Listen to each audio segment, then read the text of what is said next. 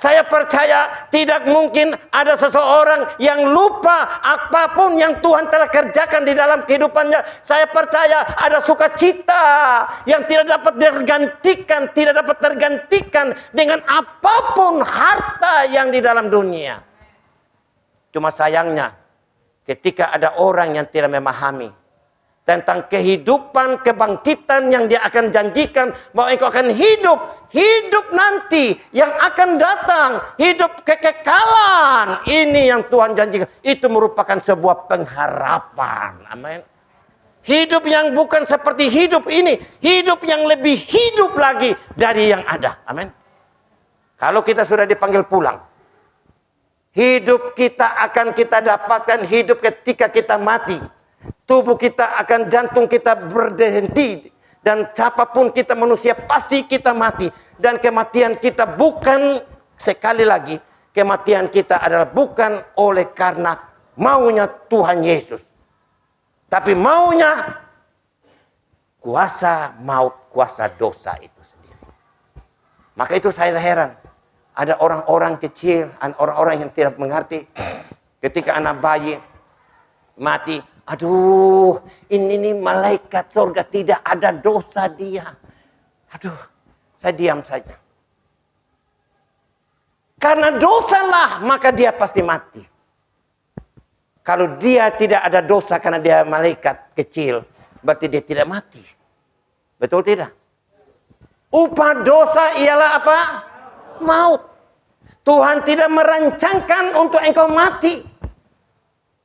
Berapa banyak orang-orang yang meninggalkan Tuhan. Berapa banyak orang-orang yang tinggalkan Kristus. Gara-gara anaknya, saudaranya, orang tuanya dipanggil pulang. Meninggal. Kecewa. Yohanes 11 ayat 25-26. Kita baca bersama-sama. Jawab Yesus, akulah kebangkitan dan hidup. Barang siapa percaya kepadaku, ia akan hidup walaupun ia sudah mati. Dan setiap orang yang hidup dan yang percaya kepadaku tidak akan mati selama-lamanya. Percayakah engkau akan hal ini? Kadang-kadang firman ini pada waktu saya belum memahami, saya bingung. Tidak mati, padahal kita akan mati. Selama-lamanya kita hidup. Tapi setelah saya pelajari, minta tuntunan Tuhan bahwa sangat dalam dari firman ini. Tidak asing bagi kita bahwa akulah kebangkitan dan hidup. Barang siapa percaya kepadaku, ia akan hidup walaupun ia sudah mati. Dikatakan di sini, barang siapa percaya kepadaku, ia akan hidup walaupun ia sudah mati. Konteks daripada Yohanes ini, narasinya adalah berbicara percakapan Tuhan Yesus dengan Maria, Marta, dan Lazarus yang ketika itu meninggal. Ketika Lazarus itu sakit, mereka sampaikan, saudara-saudara Lazarus sampaikan kepada Tuhan Yesus. Berita sampai kepada Tuhan Yesus, masih 2 hari lagi. Dia menunda kedatangannya. Padahal sudah mau mati, sudah mati. Dia tidak mau hadir. Di sinilah konteksnya kita lihat bahwa kebangkitan Kristus dan kehidupan Yesus yang sesungguhnya dialah adalah kehidupan, dialah adalah kebangkitannya sendiri. Bukannya membangkitkan Yesus itu adalah Allah Bapa, bukannya membangkitkan Yesus sendiri adalah Roh Kudus, tetapi dia sendiri di dalam Yohanes 10 ayat 17-18. Mungkin ada, mungkin kita lihat bahwa dialah kebangkitan itu. Bapa mengasihi aku, oleh karena aku memberikan nyawaku untuk menerimanya kembali. Ayat 18. Tidak seorang pun mengambilnya daripadaku, kata Yesus. Melainkan aku memberikannya menurut kehendakku sendiri, kata Yesus. Aku berkuasa memberikannya dan berkuasa mengambilnya kembali kehidupan yang mati itu. Berarti bukan semuanya oleh Allah Bapa. Betapa kuasanya Yesus. Maka dia berani mengatakan bahwa akulah kebangkitan dan hidup. Hari ini juga kita memperingati akan ke tubuh dan darah Yesus sebagai pengorbanan Kristus di atas kayu salib 2000 tahun yang silam. Cikal bakal kita masuk dalam kebangkitannya. Inilah sangat rahasia, sangat besar di dalam kehidupan umat percaya. Kapan dan saya pernah dengar orang katakan Yesus bangkit. Beberapa juga tokoh-tokoh agama yang lain bangkit. Ananias bangkit. Tetapi kebangkitan mereka akan mati lagi. Tapi Yesus bangkit tidak mati-mati. Inilah sebuah kelebihan yang tidak ada dalam tokoh manapun, apapun, nabi manapun, rasul apapun. Tidak akan kita temukan. Yang hanya ada pada Yesus yang mati dan bangkit dan terusnya hidup selama-lamanya. Kebangkitan Kristus dan kehidupan yang dimiliki oleh Yesus, itulah yang kita dambakan di dalam kehidupan hari-hari. Supaya keteladanan Kristus melekat dalam kehidupan kita. Ada kehidupan Kristus yang berkuasa. Yesus yang berkuasa. Yesus yang kehidupannya ada dalam hidup ini. Itu yang sangat termahal dalam hidup kita. Hidup dikatakan, bukan berarti kita sekarang tidak hidup. Aku datang supaya kamu mempunyai hidup. Apakah selama sebelum aku datang, Yesus datang, aku sudah mati? Tidak, aku hidup, bernafas. Tapi bukan nafas, bukan itu yang dimaksudkan. Tapi hidup dalam pergerakan oleh roh. Sehingga kita tidak rasa, kok hidupku bukan aku lagi. Tapi Kristus yang hidup di dalamku. Hidupku bukannya aku lagi, melainkan Kristus yang hidup. Ini yang dibutuhkan hari-hari. Ini yang sangat disayangkan kalau seorang iman Kristiani tinggalkan Yesus. Ini yang jadi orang Kristen kalau tidak memiliki kehidupan Kristus. Kehidupan Kristus ini sangat mahal. Membuat merubah semua pola pikir, segala macam kehidupan apapun, janji-janji apapun, ketetapan-ketetapan apapun dari Tuhan akan kita terima ketika kehidupan Kristus ada dalam hidup kita. Ada amin? Apapun impian kita, kalau kita pergunakan kedagingan kita, usaha kita, maka sia-sia di atas kesia-siaan. Tapi kalau kehidupan Kristus ada di dalam hidup, dia telah bangkit 2000 tahun yang lalu. Dia itulah adalah kebangkitan. Dialah Allah yang bangkit dan dialah kebangkitannya. Bukan sekedar dia membangkitkan Lazarus, tapi dia sendiri adalah kebangkitan itu sendiri. Akulah I am. Dia sendiri. Amin. Maka itu Bapak dan Mama, marilah kita renungkan baik-baik. Yang paling penting kebangkitan Kristus itu akan kita miliki di dalam setiap pribadi. Ketika kunci dasarnya hanyalah 2TSP. Apa 2TSP? Taat, tekun, setia, dan percaya. Amin. Ada 42 TSP. SP itu ingat aja bahan kue, SP. Supaya gampang, jangan lupa. Ingat Om Thomas itu kalau omong itu. 2T itu bahan kue juga itu. Manis apa tuh? Sari manis kalau itu yang tuh di kue. 2T itu. Dia SP. Jadi 2T SP itu apa? Setia dan percaya. Dengan sendirinya kekuatan ilahi, kita sadar tidak sadar, kita suka tidak suka, pasti dia akan masuk dan berkuasa seirama dengan rohnya. Ada amin? Air mengalir dari tempat yang maha tinggi, dari tempat tinggi mengalir terus ke bawah. Dia melihat di mana kerendahan, dia pasti turun. Dia menurun terus, dia lihat di mana ada kerendahan hati, di mana ada tekun, di mana ada setia, di mana ada percaya. Menurun dia dan menurun terus. Dia mencari sampai dia mendapatkannya. Disitulah kita akan temukan hidup yang sesungguhnya. Itulah yang kita temukan yang namanya hidup so alive. Kehidupan Kristus so alive. Kehidupan Kristus yang sesungguhnya.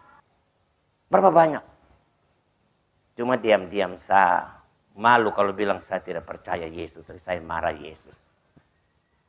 Suatu waktu, ini kenyataan. Saya duduk-duduk di toko.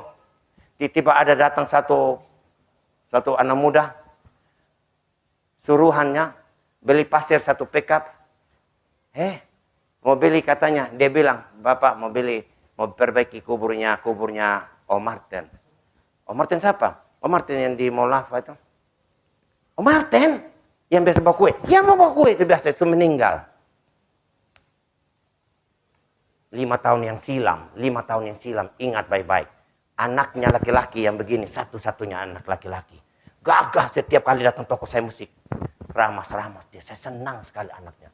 Badannya gagah, segala macam. Dia jual kue, mamanya yang bikin kue, suaminya bawa jalan. Tapi sekarang, baru berapa bulan yang lampau, bapaknya lagi dipanggil pulang. Jadi dia tinggal ibunya dengan anak perempuan satu yang SMA. Terus saya bilang, saya terharu. Maesti, saya bilang begitu. Bisa kok, saya pergi pelayanan sebentar ya, saya doa ya, supaya Maesti kuat ya, saya bilang. Aduh, Om Bapak Pendeta, tidak usah sudah. Tidak usah suruh omong Tuhan. Ini telinga saya dengar. Tidak usah lagi berdoa. Tapi saya butuh Tuhan, tidak butuh Tuhan lagi sekarang. Saya butuh pasir saja. Kirim aja pasir. Ini sebenarnya saya omong di altar. Saya hanya butuh pasir, saya tidak butuh doa Bapak. Tapi tidak tahu. Ini kebetulan Pak Umbu ada di sini. Dia merasakan kekuatan doa yang saya bawa dia di loteng. Pak dokter ini. Oleh yang dibawa ini, oleh siapa nih? Pak Ama ini. Pak Ama ini sudah mengalami luar biasa. Istrinya sampai sekarang, dia bilang, dan istri sendiri bersaksi, dulu tidak pernah bawa baca Alkitab, tidak pernah berdoa malam. Sekarang kok jam 9 sampai 10 ya. Berdoa, mulai dia dijamah Tuhan, disembuhkan dari tremor 10 tahun itu. Akhirnya apa? Mama mantunya di Pekalongan, Pak. Sembuh total semua lewat video call saja. Video call, bukan langsung, tetap langsung. Lewat video call saja. Sampai besoknya dia bilang apa kesaksian? Kaki yang besar hanya bisa jalan selama hidup ini. Saya jalan 3 meter pegang, duduk. Jalan 3 meter pegang, duduk. Betul dia Pak Ama. Ya, ini anak mantunya langsung. Badannya besar, Mama Lucy namanya. Ya. Sekarang dia tiap kali bertelepon saya, kenapa Mak? Saya hanya mengucap syukur saja. Sekarang saya sudah 90% lebih sudah berjalan ke kebun. Sendiri saya baru menikmati arti sebuah kehidupan. Tuhan tidak pernah merancangkan engkau untuk sakit-sakitan. Apalagi merancangkan untuk mati. Tidak. Maka itu Mbak Lucy ini, ada sini Ibu Mbak Lucy ini, kapan hari? Pak Thomas, saya tahu teman guru saya punya anak dulu itu, Pak siapa itu? Itu disembuhkan Tuhan. Banyak orang yang disembuhkan Tuhan itu lewat tangan Pak Thomas. Pak Thomas harus ambil waktu untuk berpuasa, untuk doa bersama-sama, cari persekutuan supaya viral. Aduh, saya tidak mau diviralkan. Biasa-biasa saja kok. Saya tidak pernah usaha untuk itu, ya. Tidak pernah ada usaha. Kan saya tahu itu bukan dari saya. Tapi itu anugerah dari Tuhan. Di sini kita melihat bahwa kebangkitan Kristus dan kehidupan yang Kristus berikan itu sangat erat dengan kehidupan orang-orang berdosa. Orang-orang yang berdosa itulah sehingga dia mati dan dia bangkit. Artinya bahwa ketika Yesus bilang akulah kebangkitan dan hidup, itu benar-benar merupakan solusi yang sangat tepat sekali. Solusi yang sangat tepat sekali untuk menyelesaikan kasus bagi orang yang berdosa. Karena manusia tidak dapat menyelamatkan hidupnya sendiri. Amin. Kalau dia sudah tenggelam masuk di dalam rawa-rawa, dia mau keluar, tidak bisa kan? Dia makin dia merontak, makin dia mau keluar, tambah tenggelam lagi malah. Kalau di rawa-rawa. Jadi dia butuh siapa yang bisa memegang dia untuk mengangkatnya. Coba kalau saudara mau buktikan butuh orang, coba masuk di rawa-rawa, baru tenggelam, mau lompat, bukan tambah keluar, tambah masuk di dalam. Ini kita lihat bahwa di dalam kehidupan umat manusia, dia tidak bisa berdiri sendiri. Dia butuh yang namanya orang lain, yaitu Yesus. Yesus yang tidak ada dosa, yang suci hatinya, yang tidak pernah terkontaminasi dengan dosa. Di dalam ayat yang kita lihat lagi, ayat 25 tadi itu, ia akan hidup walaupun ia sudah mati.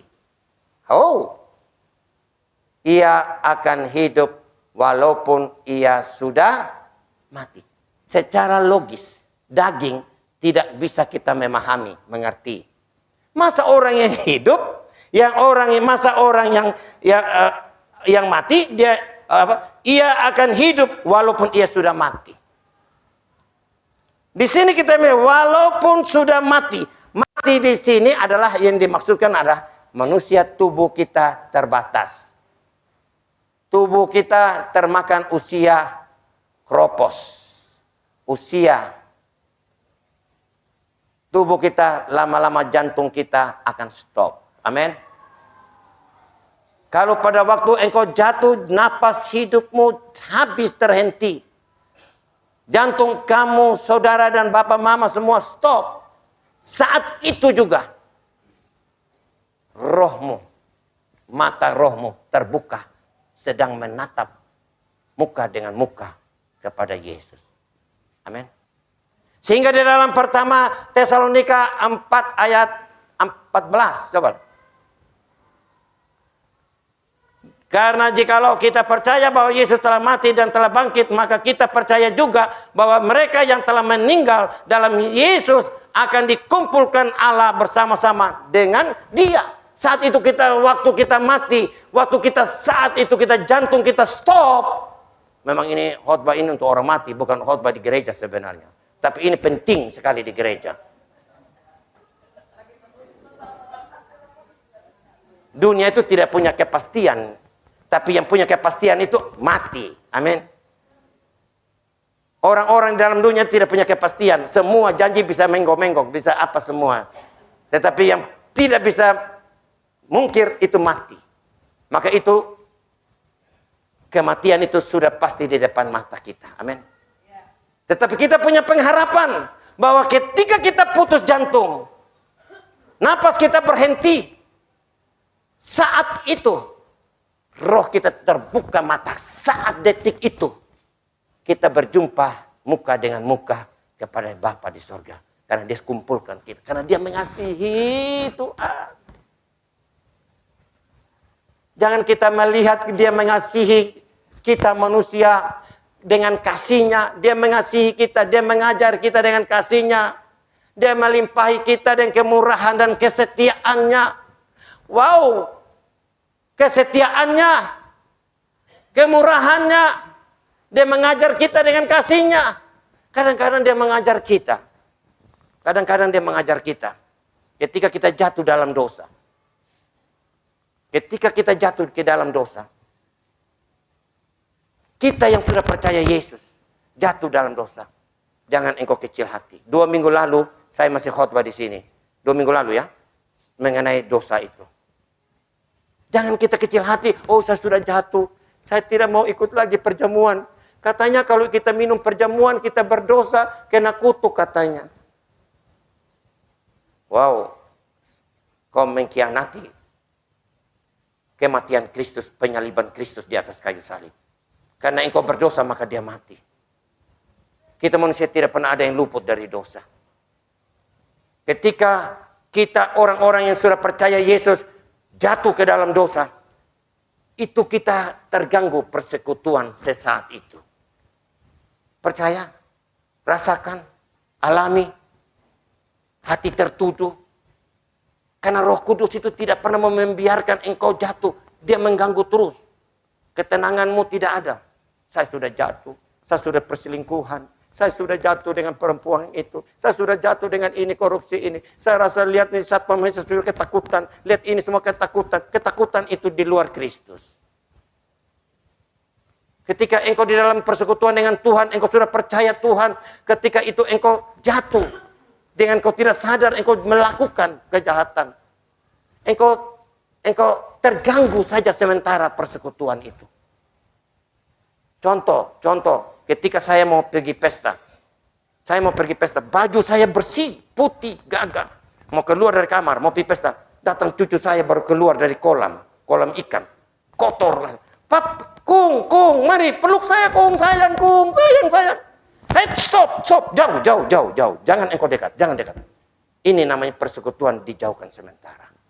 Apakah seorang nenek tidak sayang kepada dia? Hanya memisahkan sementara. Stop, jauh, jangan dekat. Tapi dia tetap mencintai anaknya, cucunya. Tapi karena persekutuan terganggu karena dosa. Telinga Tuhan tidak kurang tajam untuk pendengaran. Mata Tuhan tidak tajam untuk melihat. Yang memisahkan engkau, yang jauh seolah-olah dari Tuhan. Seolah-olah Tuhan jauh adalah segala dosamu. Amin. Kejahatanmu. Maka itu saudaraku yang kekasih di dalam Kristus Yesus. Satu tip yang saya bagikan pada pagi hari ini. Bahwa untuk kita mengalami peperangan rohani, ada dua hal, yaitu penyerangan dan pertahanan.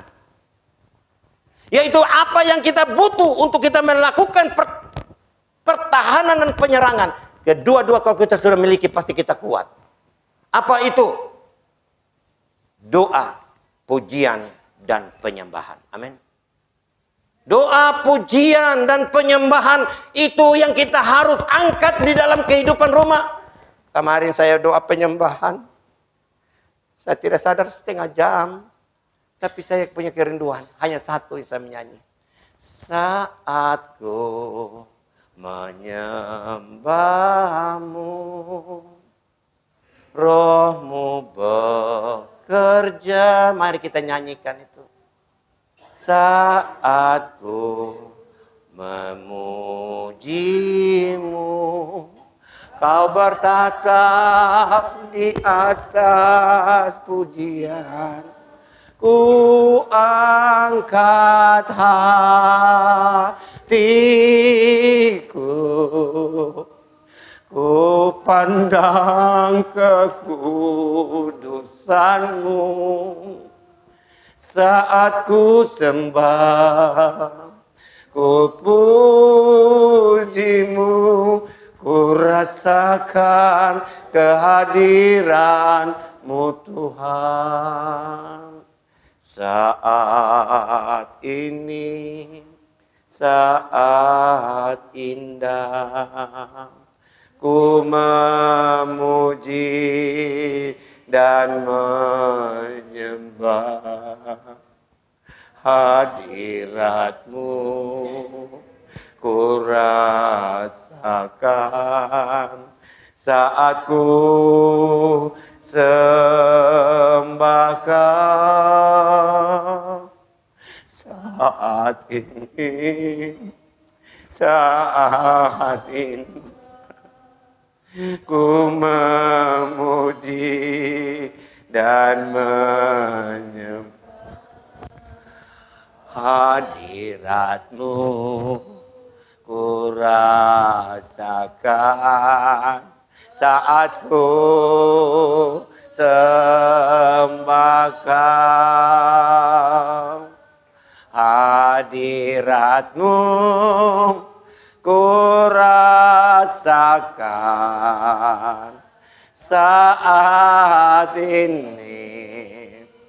Saat ini ku Harapan-Mu ku rasakan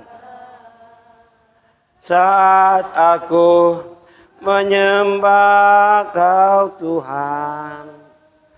Bapak Mama yang dikasihi Tuhan, saya percaya ketika engkau punya pengharapan di balik daripada kehidupan yang sekarang ini, engkau akan menikmati kehidupan yang dijanjikan itu, kehidupan kekal lewat kebangkitan Kristus. 2000 tahun yang lalu. Engkau tidak mati dan mati dan mati dan mati dan hilang. Manusia berbeda dari binatang. Amin. Manusia sekali dia lahir, sampai kapanpun tetap ada sampai kekekalan. Tapi binatang kita potong hari ini habis, tidak ada lagi. Tapi beda dengan kita manusia, jangan kita mengkhianati kehidupan kita dengan Tuhan. Kita ini adalah harga yang mahal. Manusia yang tidak dapat tergantikan dengan manusia lain. Kita dikenal oleh Tuhan. Siapa kita? Engkau dikenal dari dasar kandunganmu. Engkau percaya sekali saja engkau lahir, seterusnya tidak ada habisnya. Maka itu dalam kehidupan ini ada pertanggungjawabannya. Jangan engkau bangga dengan engkau memiliki harta dan kekayaan. Jangan engkau sombong dengan harta dan kekayaan. Jangan engkau sombong ketika keluargamu mati. Begitu banyak orang berdunjung penuhi di dalam jalan raya dan penuhi rumah-rumah untuk berkunjungan engkau punya mayat. Tapi yang menjadi persoalan siapa yang menanti, siapa yang menjemput engkau di atas. Itulah yang menjadi penentuan. Bukan banyaknya orang yang melayat di situ. Tapi yang dimaksudkan Tuhan bukan berapa, tapi siapa yang menjemput engkau di atas. Engkau akan mati. Kita adalah orang-orang yang tidak bisa luput dari kematian. Ketika engkau orang-orang yang tidak percaya, yang asal-asal kehidupan, menyia-nyiakan waktu, menganggap bahwa tidak ada peradilan, tidak ada lagi kehidupan, hanya hidup di dunia ini saja, sehingga saya berfoya-foya, sehingga saya kejahatan-kejahatan saja di dalam dunia, saya puaskan hidup saya di dunia ini saja, karena tidak ada hidup lagi, saya harus habiskan kepuasan saya di bumi ini. Tetapi ingat, orang-orang yang tidak mengenal Allah, tidak percaya, tidak tekun, tidak taat, tidak setia, tidak percaya, murka di hadapan Allah. Ketika dia jatuh ke dalam dosa, itu menjadi murka dan sampai kekekalan murka. Tapi ketika kita orang-orang yang sudah dibenarkan Allah, kita orang-orang yang percaya sudah dibenarkan Allah. Ketika kita jatuh ke dalam dosa, Tuhan bilang, dia bukan jahat, dia nakal. Amin.